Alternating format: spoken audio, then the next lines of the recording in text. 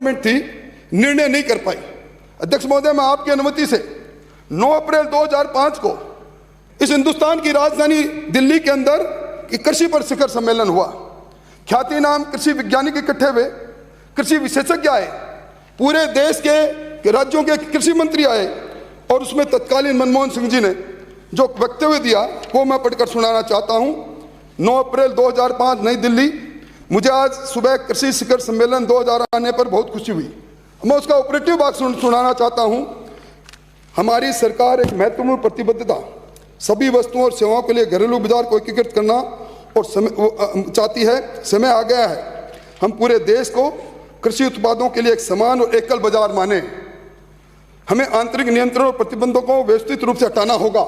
मैं नहीं कह रहा, ये देश के तत्कालीन प्रधानमंत्री कह रहे हैं। हमें किसान और गैर संगठन सहकारी समितियों और निजी कंपनियों के बीच में प्रत्यक्ष विपणन सक्षम बनाने के लिए कार्रवाई करनी होगी। ये प्रतिबद्धता थी आपके उस समय के प्रधानमंत्री जी के, और इसी के बुनियाद पर जो आपके उस समय पैरालाइज सरकार को चलाने वाले पीएम नहीं कर सके, वो 36 इंची सीने वाले जब हमारे नरेंद्र मोदी जी ने कर दिया तो आपके पेट में तकलीफ हुई। अध्यक्ष महोदय, मैं निवेदन करना चाहता हूं, हम चुनाव में उतरते हैं, जन घोषणा पत्र की चर्चा होती है।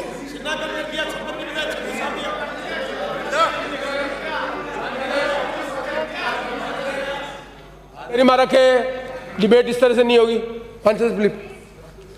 अध्यक्ष महोदय, राजनीतिक दल अपने अपने चुनाव घोषणा पत्र के आधार पर जन अदालत में जाते हैं और घोषणा पत्र उनके शासन का आधार बनता है। राजस्थान की हुकूमत ने भी जन घोषणा पत्र को शासन के आधार बनने की बात दर्जनों बार कही है। मैं निवेदन करना चाहूंगा, आपका ये घोषणा पत्र जो लोकसभा के चुनाव में आपने जारी किए, हम निभाएंगे वादे। और इस घोषणा पत्र के पहले पृष्ठ पर आपके राहुल गांधी जी अध्यक्ष थे, उस समय राष्ट्रीय अध्यक्ष थे, और वो क्या लिखते हैं घोषणा पत्र जारी करने से पहले? हमारी प्रतिबद्धता है, कांग्रेस जो वादा करती है उसे निभाती है। नीचे मुस्कुराते हुए फोटो, राहुल गांधी जी के हस्ताक्षर। और इसी घोषणा पत्र के पेज 7 को आप पलट कर देखिए, आपके पास नहीं तो मुझसे ले लेना। शीर्षक है किसान और कृषि श्रमिक। उसकी बिंदु संख्या 11 में लिखा है, कांग्रेस कृषि उपज मंडी के अधिनियमों में संशोधन करेगी। सुनो मंत्री जी, जिससे कृषि उपज के निर्यात और अंतर्राज्य पर प्रतिबंध समाप्त हो जाएगा। यानी एक देश में एक देश एक बाजार की अवधारणा आपके घोषणा पत्र में दी, उसी के आधार पर कानून आ गया तो आप यू टर्न मार रहे हो। दूसरा आपने लिखा है आवश्यक वस्तु अधिनियम 1955, ये 12 नंबर 12 में लिखा है, पैरा नंबर 12 में, कांग्रेस गांव बड़े कस्बे में किसान बाजार स्थापित करेगी जहां बिना किसी प्रतिबंध के किसान अपनी फसल बेच सकेगा। यही बात किसान कृषि उपज मंडी के दायरे से बाहर निकलकर गांव में भी फसल बेच सके, जहां चाहे जब चाहे जैसा चाहे किसान फसल बेच सके। इस अवधारणा को मूर्त रूप देने के लिए अगर केंद्रीय सरकार बिल ले आई तो आपके पेट में मरोड़े आने लगे।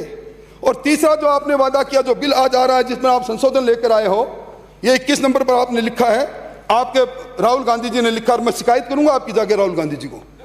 उसमें लिखा है कांग्रेस आवश्यक वस्तु अधिनियम 1955 को बदलकर जरूरतों के संदर्भ में नया कानून बनाएगी जो विशेष आपात स्थिति में लागू रहेगा। यही अमेंडमेंट हम केंद्र सरकार लेकर आई है।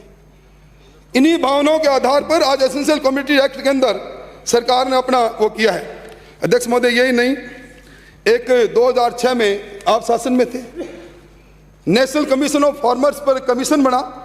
उसकी सेकंड रिपोर्ट के मैं कुछ अंश पढ़कर सुना रहा हूं। उसने सिफारिश की कृषि उत्पादों में सभी प्रकार के अप्रत्यक्ष करों को हटाया जाए। यह न केवल उपभोक्ताओं की कीमत को बढ़ाते हैं बल्कि किसान को मिलने वाला मूल्य को कम करते हैं। यही फ्री ट्रेड की बात को लेकर आज बिल केंद्र सरकार का है। यह दिगर बात है, आपने क्या किया है, बड़े किसान के हितैषी बन रहे हो। आपने शायद पढ़ा नहीं होगा, आप जो बिल आज लेकर आए संशोधन, कृषक व्यापार वाणिज्य संवर्धन सरलीकरण राजस्थान संशोधन विधेयक 2000, उसके सेक्शन 6 में आप क्या संशोधन लेकर आए हो? केंद्र कानून ने किसान की फसल के विक्रय को सभी प्रकार के कर से, फीस से, सेस से मुक्त किया। आप उन पर दोबारा टैक्स लगा रहे हो उस सेक्शन के माध्यम से। ये आपका असली चेहरा मैं समझता हूं। इसके अलावा आंतरिक व्यापार की बाधाएं हटाएंगे, ये मैं नहीं कह रहा, ये नेशनल कमीशन ऑफ फार्मर्स कह रहे हैं यूपीए की सरकार के समय में बने, और ये लिखा उन्होंने आज़ादी के समय मंडियों की आवश्यकता थी, अब नहीं है क्योंकि इनके काम में पारदर्शिता नहीं है। यही नहीं, 2003 में कृषि उत्पादों की प्रत्यक्ष बिक्री व खरीद की अनुमति के लिए केंद्र सरकार मॉडल एक्ट लेकर आई कि नहीं, बताओ मेरे को, किसकी सरकार थी? 2007 में यूपीए सरकार राज्यों में एपीएमसी एक्ट की समानता के लिए मॉडल एक्ट लेकर आई। उसका आधार क्या था अध्यक्ष महोदय? उसका आधार था कृषि उत्पादों में अंतर्राज्यीय व्यापार को बढ़ाने का। और 2014 में यूपीए सरकार की पहल पर पहली बार फल और सब्जी एपीएमसी एक्ट के दायरे से बाहर गए, ये आपने किया। अभी आपने बहुत सी बड़ी बातें कही, आपने न्यूनतम समर्थन मूल्य की बातें भी कही। मंत्री जी, आपको ध्यान होगा इस देश में बरसों से न्यूनतम समर्थन मूल्य की बहस चल रही है।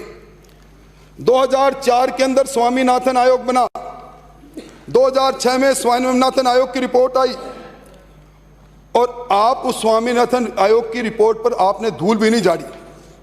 यह कमाल है देश के प्रधानमंत्री का, मुझे कहते हुए गर्व है, जिन्होंने यूनियन बजट के अंदर 2018-19 के यूनियन बजट में पहली बार केंद्रीय बजट में कहा कि राष्ट्रीय लागत मूल्य के सिफारिश पर स्वामीनाथन आयोग की सिफारिश के आधार पर 22 फसलों का, एक दो नहीं 22 फसलों का न्यूनतम समर्थन मूल्य केंद्र सरकार जारी करेगी, कर किया है।